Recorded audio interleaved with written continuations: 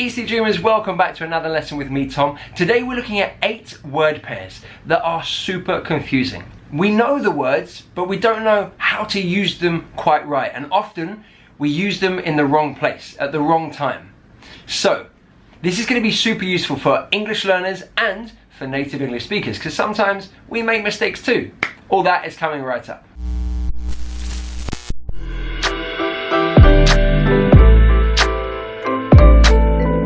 Before we get started, guys, if you haven't already, hit that subscribe button so that you don't miss a single lesson with me.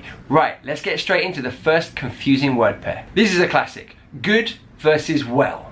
Good versus well. I remember as a teacher, when I first started, I had no idea. We don't get taught this stuff at school. So, yeah, I had to learn it, and you should too. So, let's take good. Good is an adjective, whereas well is the adverb. Therefore, we use good to modify nouns, and we use well to modify verbs. So, let's take an example.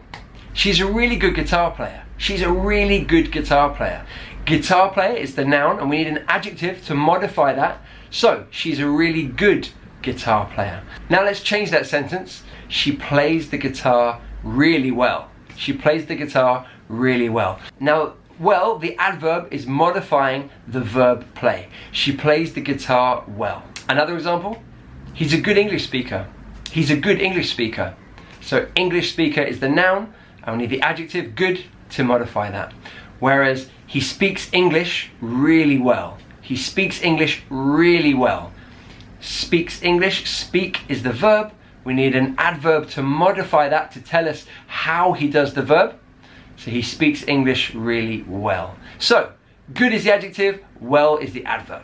And guys, wait till the end. There's a little practice exercise for you to try to see if you can use good and well and all the other confusing word pairs correctly. So make sure you stay till the end. Let's take number 2, listen versus hear.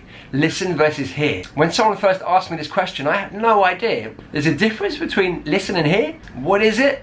I'm going to tell you. The big difference between listen and hear is whether you choose to do the action. So with listen, we choose to pay attention to a sound.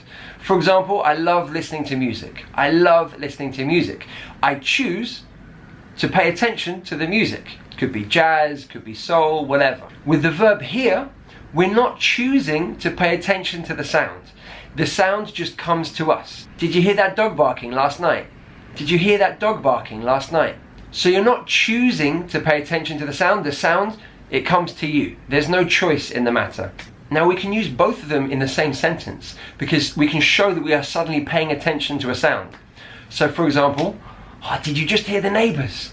Yeah, they were having an argument. Let's listen and see if we can hear what they're saying. So at first you hear the sound of them arguing.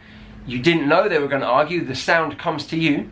And then you choose to pay attention to what they're saying. You want to know what they're saying. So can you hear our neighbours arguing? Let's listen, see what they're talking about. So let's pay attention to what they're saying. Remember guys, there's a quiz coming up at the end. This one is often confused. Lend versus borrow. Lend versus borrow. So this is all about who's doing the action. Let's take the example of a library. I go into the library and I want a book. I want to take a book, read it for a short time, and then give it back. I would borrow the book. I would borrow the book. So I want the book, I receive the book, I borrow the book.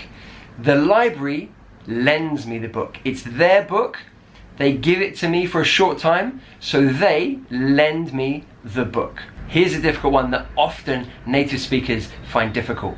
Bear and bear. Now these are homophones, they sound the same, but they have different meanings. So B-A-R-E, as a verb it means to uncover, and as an adjective it means something that's not clothed or naked. It can also mean basic and simple, like without extra stuff. So as a verb, you could use it, he bared his chest. He bared his chest. So he exposed his chest. Bear, B-E-A-R, as a verb has lots of different meanings. To carry could be one. To give birth could be another one. To hold or support something could be another. Another common one is to accept an unpleasant situation. Using that meaning, a really common phrase would be, I can't bear the suspense. So if you think about the end of a TV series and you're really excited and then it ends and you don't know what's going to happen next, you might say, oh, I can't bear the suspense. What's going to happen? Like, I can't tolerate this this unpleasant situation, the nerves of this moment. Going back to the meaning of carrying something, you might arrive at someone's house bearing gifts. Bearing gifts, that means you are carrying gifts. So yeah, it has a couple of meanings that you're going to need to learn. But those are pretty useful to get you started. One that is often confused for native English speakers, again, is affect and effect. Let's take affect with an A. This is a verb. So, for example, I get really affected by sad films. I get really affected by sad films. So you can see there, it's a verb. It's being used as a verb. Whereas affect with an E is a noun. And you'll often see it collocates with other words. For example, special effects, for example, is a common collocation. I love the special effects in Star Wars.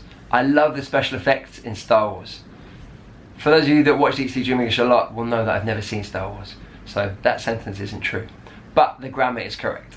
This is one that my students often confuse, rob versus steal. Rob versus steal. So both of them have the same idea, that your possession has gone, it's been taken by somebody without your permission. Rob focuses on the action or the place. So for example, did you hear John's house got robbed last night? Did you hear John's house got robbed last night? So we're focusing on the location, John's house, and possessions were taken from there. Steal focuses on the object, the thing that was taken. So when I was in Barcelona, someone stole my phone. When I was in Barcelona, someone stole my phone. So we're focusing there on the phone, the thing that was taken. So rob is for the place or for the action. Steal is for the object. Let's take practice versus practice. One with a C and one with an S. The difference in British English, one is a noun and one is a verb. With an S, it's a verb. So I'm going to go practice my guitar. I'm going to go practice my guitar, using it as a verb. I've got football practice tonight. I've got football practice tonight. Football practice is a noun, so it's with a C. And the final one, altogether versus altogether. This is another one that native English speakers sometimes make mistakes with. Now altogether, A-L-T-O-G-E-T-H-E-R, is an adverb and it means completely or entirely. I went to the doctor and he gave me some medicine and my headache disappeared altogether. So there it means completely or entirely. No more, gone, finished. It disappeared altogether. Altogether, two words, all and together, means in a group. So we should go to the concert all together. We should go to the concert all together, as a group, all together. Alright, Sleep Dreamers, it's time for you to practice. Now I'm going to throw up some sentences on the screen and I want you to choose which word should go into the gap. Are you ready? Here we go.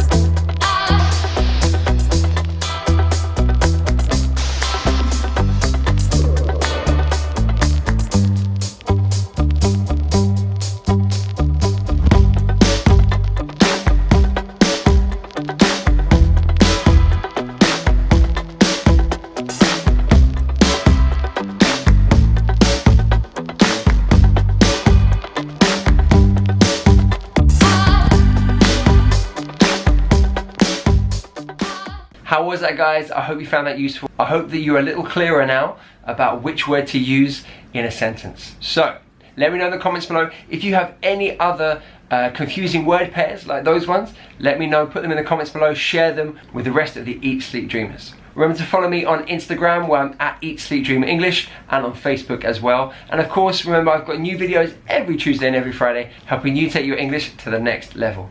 Until next time, this is Tom, the Chief Dreamer, saying goodbye.